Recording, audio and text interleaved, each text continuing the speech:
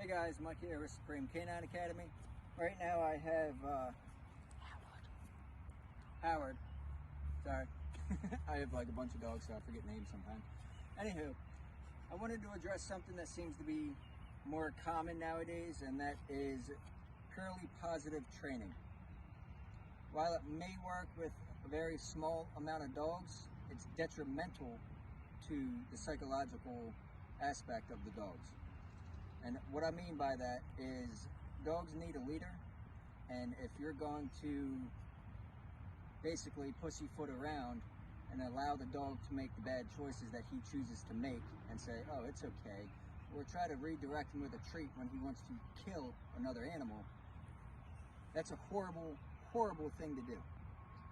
Why on earth would you allow that? Meaning, why would you try to coax him away from that? If he's in an aggressive posture and wants to kill another animal, put some force in it, physically stop your dog from doing it. Teach him that no, you don't do that, period.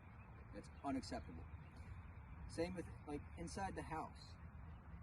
A lot of trainers will say, he's making those choices on his own, he should be able to do it. And these choices are jumping up on the counter, grabbing food out of your hand, being highly disrespectful. That should be unacceptable. If your dog steals food out of your hand, physically grab him and stop him from doing it. Teach him no, you don't do that. You shouldn't allow your dog to rule your life. If your dog understands that he can dictate your actions, he's, for lack of a better word, he's going to be an asshole. You're not going to like him. He's going to drive you crazy. And either you're going to spend thousands upon thousands of dollars on a better trainer again, or you're going to get rid of your dog. And 9 times out of 10, your dog's going to get put in a shelter and die because he's exhibiting aggressive and dominant behaviors, which is not acceptable in the human world. So as an owner and even a trainer, if you're one of these positive trainers watching this video, you need to step your game up. You need to stop allowing these dogs to walk all over one of these positive trainers watching this video. You need to step your game up.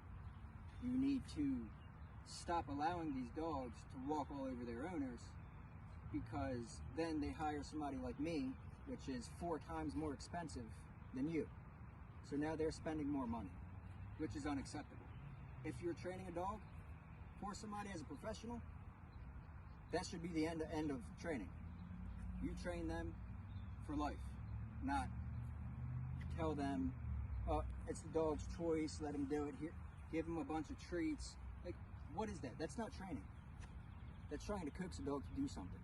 Training is, one, you can use treats to teach them the positions, teach them what you want them to do, but then when they step outside of that and do stuff that they want to do that's unacceptable, correct it. Put a prong collar on them, jerk it, put a knee collar on them, correct them. Now, I'm not going to go into details how to do all of that, but the point of this video is stop being so passive with your dogs. For example, if a smaller dog or even another dog comes up and tries to grab a stick out of another dog's mouth, that's unacceptable. The dog that has a stick, 9 times out of 10, is going to pursue that one dog and correct him. Meanwhile,